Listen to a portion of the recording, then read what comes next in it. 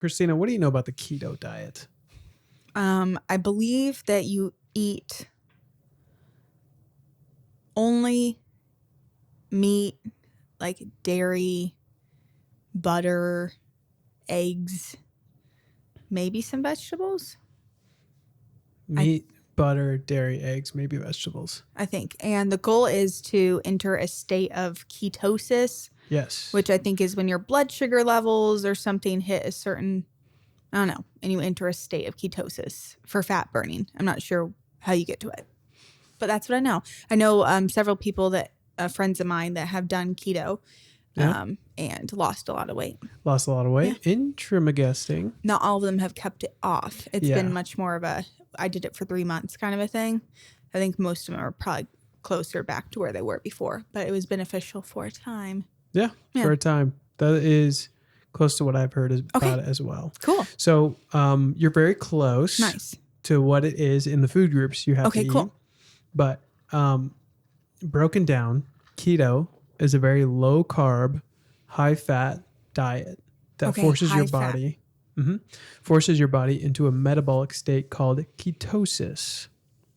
So ketosis is a natural metabolic state where the body, lacking sufficient carbohydrates for energy, burns stored fat instead, producing molecules called ketones for fuel. Okay. Mm-hmm. So your body enters a state where it's burning fat and it produces ketones. Yes, ketones instead of carbs. Okay. Yeah, just think of it like it's burning. Mm-hmm, think of it like you're trading in carbs for ketones. Cool. Yeah. I don't think I've ever heard of a ketone before. So. So in simple terms, instead of burning glucose or carbs for fuel, your body starts burning fat. The typical macro split, and if you guys don't know what macros are, you can either look it up, or we did a fun episode about protein. I think it was last week or the week before. Yeah, one of those. You can go back and look at that. But there are 3 macronutrients your body needs, which are fat, protein, and carbs. So the typical macro split for this diet looks something like 70 to 75% fat. Oh my gosh. 20 to 25% protein and around 5% carbs. That's crazy. That's pretty insane, right? That's very different. Yeah. Than, I mean, I don't know. I'd probably eat maybe 20 to 30% fat. Yeah. Maybe. Mayhaps. I don't know. I think even recommendations is like 10 or 15. Yeah. Like low fat is like all the craze. I mean, I don't know. It's less nowadays. But you mean low carb? No, low fat was a big deal for a long time. Yeah. People thought fat was evil. Yeah. For a long time. But we need it so our eyes work. Explain and our that. brains. Our eyes? Well, we need omega-3s so that for a lot of functions, brain function, eye function. Totally. Yeah. Okay. Yeah. Omega-3s. Yes. Instead of omega-6s, which are the not good omega. Yeah. Okay. Yeah. So thanks for that little tidbit. So that's a massive shift from how most people eat. Carbs don't just go down. They basically disappear from your diet. Yeah. So you're not eating any fruit then? I know. Yeah. No potatoes, no rice. Mm-mm. Maybe a little bit of vegetables. Maybe. There are a few versions of this actually. So some people do standard keto, which is the classic version we discussed. Some people do targeted keto, which allows you carbs, but just timed around workouts. So it gives you energy for your workout. Yeah. Other people do cyclical keto, which I didn't know about this, which has carb refeed days. Okay. So you do like a lot of the week just keto, and then you have like a day or two you do carbs. Oh, you probably feel amazing on those days. Oh yeah. Almost like it's normal to have carbs in your life, like you should. So how is this different than carnivore? Is it because you can have dairy products? You know, I'd have to think about that. Yeah. I really don't know. Okay. It seems similar, doesn't it? Yeah. Yeah. Could be. But yeah, let me look into that a little bit later. Maybe we'll come back to that. Cool. There's also dirty keto. Yes, I've heard of that. Yes, it hits the macros, but ignores food quality. So like pork rinds and processed cheese are allowed on those diets. Yeah. Yeah. Anything to hit the macros. Interesting. My grandma had a friend who now I think she's trying to be a vegan, but she was really into keto for a long period of time. And she just would eat like a pound of bacon a day. Ooh. you know, and so she just was not feeling that great or losing weight, but she was committed. Yeah, I bet she was committed. That's fun. Yeah. Jazz eating Not that going much to feel stuff. that great. No, you're not.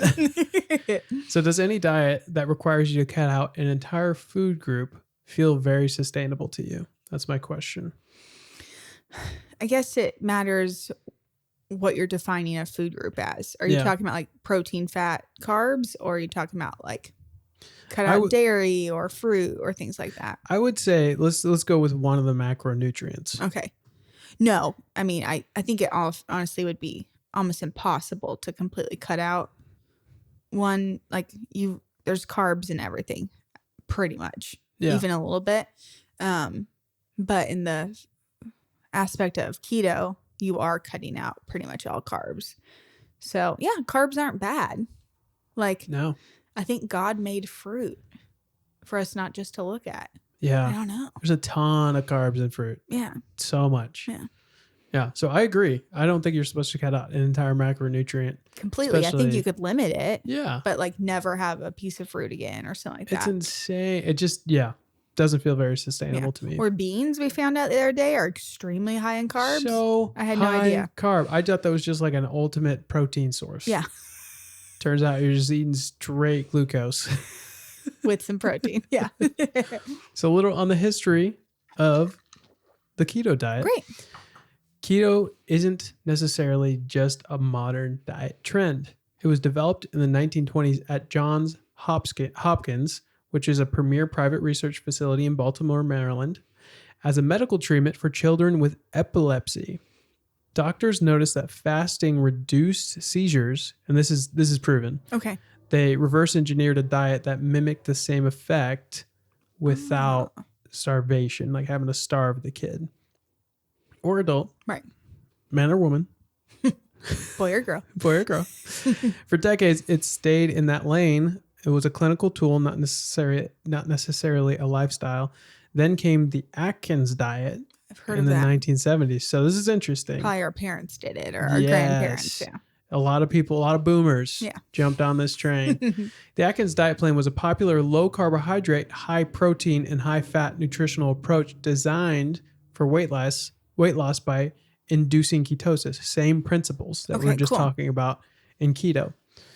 This wasn't strict keto, but cracked the door open to low carb thinking. The real explosion happened when keto hit the internet. Okay. So things like bulletproof coffee. Oh yeah. Keto subreddits were created, which is actually popped off. Before and after photos for people who were on keto, and a lot of influencers turning to keto and kind of turning that into their whole internet personality. Yeah.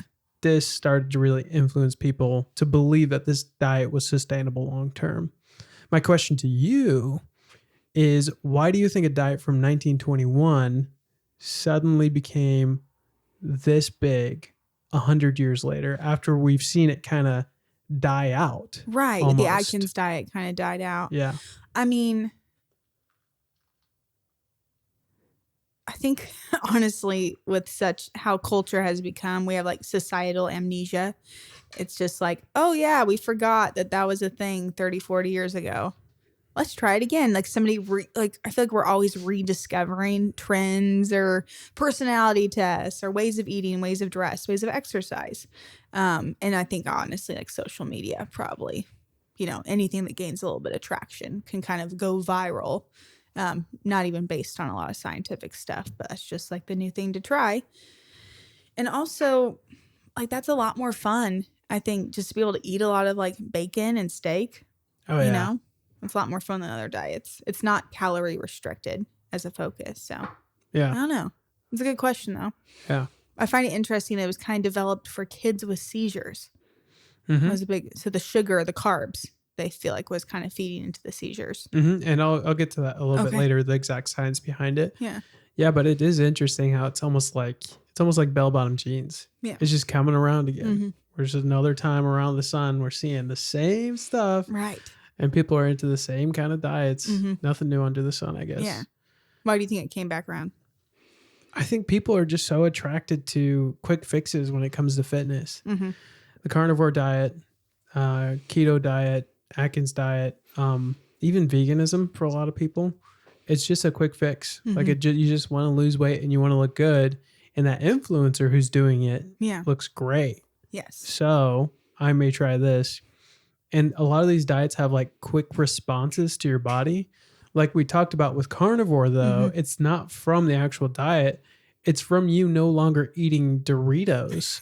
Yeah, most of the time. Exactly. Yeah. It's just that you're on the diet. It's very hard to overeat when you're on a carnivore diet because meat is so satiating. You're not like eating and then hungry again in an hour. Like people actually have to work to eat enough calories. Yeah. If you're doing it right. Exactly. You know, a lot of people aren't even salting their steak. It's not fun. No, it's not.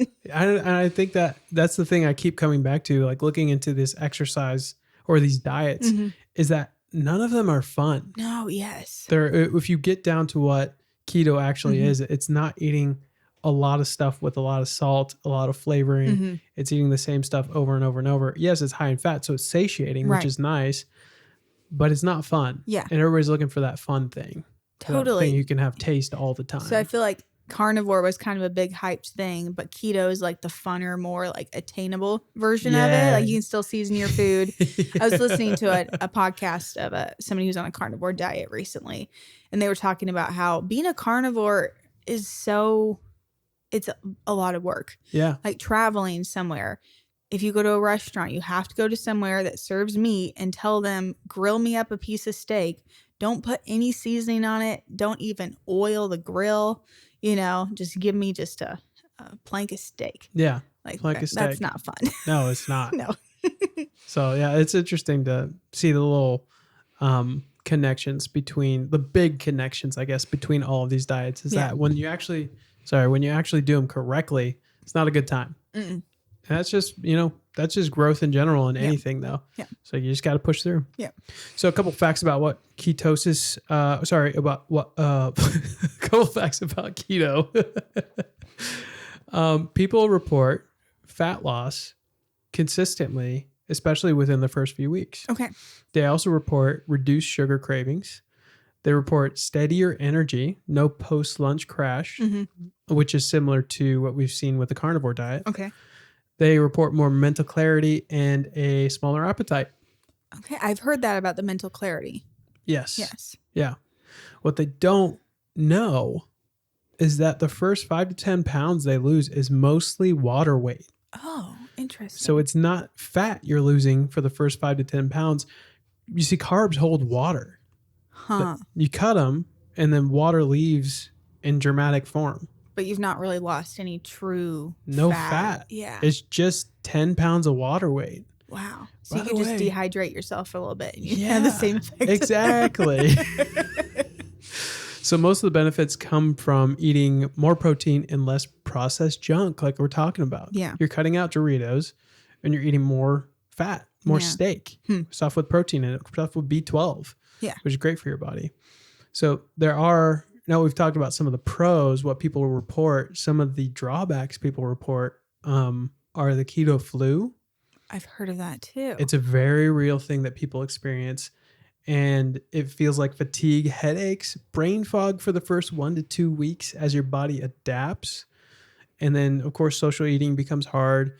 But you also have these micronutrient gaps that nobody talks about, especially with potassium, magnesium, and fiber, because your body's no longer getting that from vegetables. Interesting. And we need magnesium for like not having muscle cramps, help you sleep better. Yeah. Interesting. This is really, they've found that it's actually not great for endurance athletes as well. So because in high intensity cardio, whether that's long form or just sprints, you need glucose. Your body needs to burn that energy right away sometimes. And this specific diet has been another drawback is that it's been really hard to sustain. Okay. Long term for most people, this does not work out. Kind of like the carnivore diet. Yeah. So who it actually helps, there's a select few who should be probably on the keto diet, and that's people with epilepsy, like we talked about. So this is the reason behind that. The ketogenic diet helps manage epilepsy by forcing the brain to use fat-derived ketones for energy instead of glucose, which reduces the excitability of neurons and stabilizes brain activity. I'm not a neuroscientist. Right. I don't necessarily know why reducing glucose reduces the excitability of neurons, but I would assume they just don't have energy. Right. Yeah. I guess the blood sugar spike, like a spike, could maybe throw off your equilibrium. See, that would make sense to me. Seizure. That would make sense to me. Again, I don't know what I'm talking about with anything like that, but that would make sense to me. How interesting. So people with epilepsy, it really helps. Cool. People with PCOS or insulin resistance. So PCOS is polycystic ovary syndrome.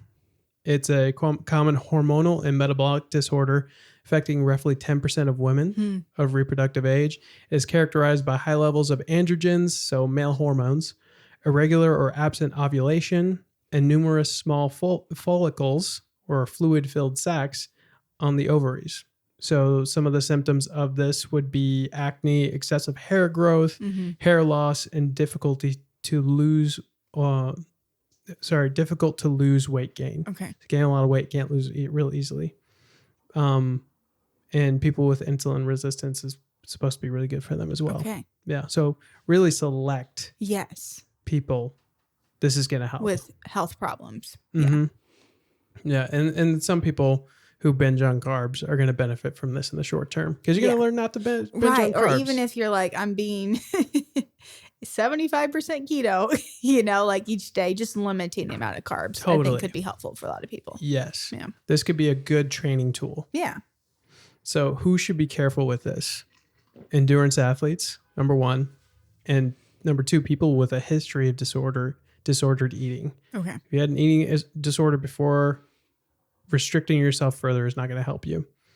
Also, anyone with kidney issues. This one surprised me.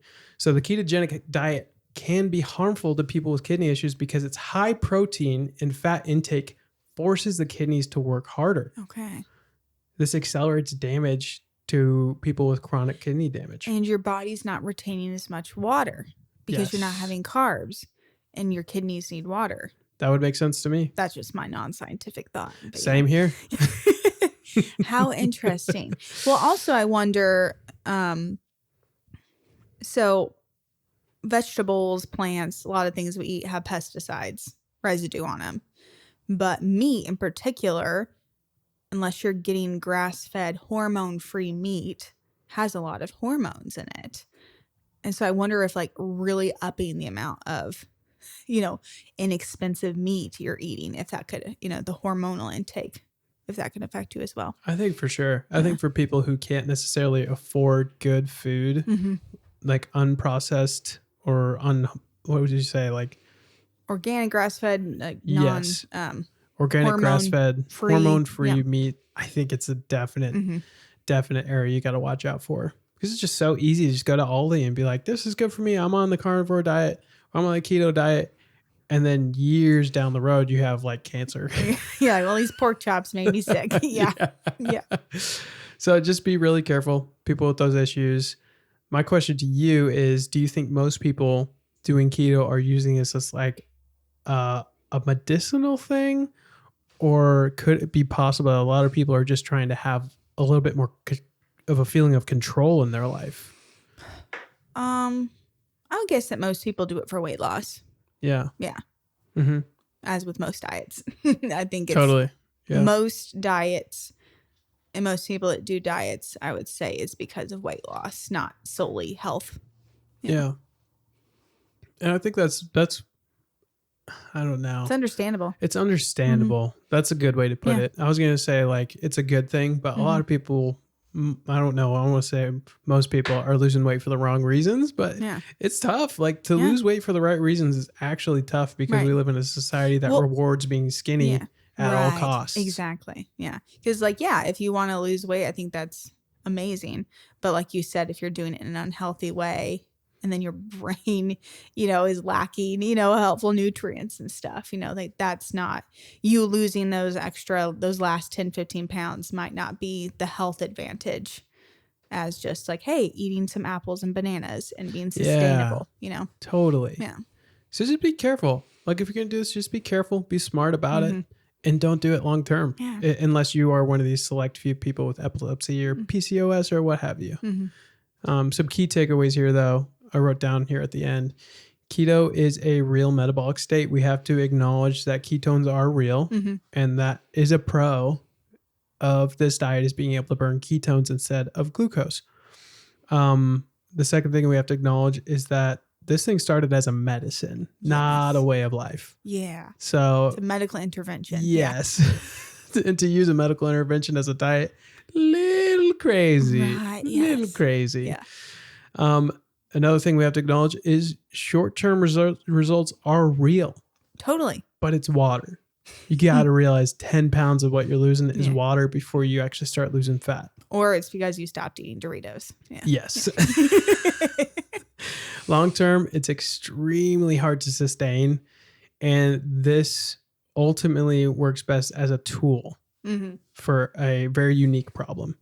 So everybody out there, if you're thinking about trying this, shop around for a different diet before you try this one. Unless you have epilepsy, and then do it. Yeah, that's so amazing. That's cool that it's that significantly helpful. Yeah. That's awesome. Super wild. Yeah. Cool. Great topic. Thanks. Love it. I didn't know much about it. Me either. Yeah. There you go. Very cool.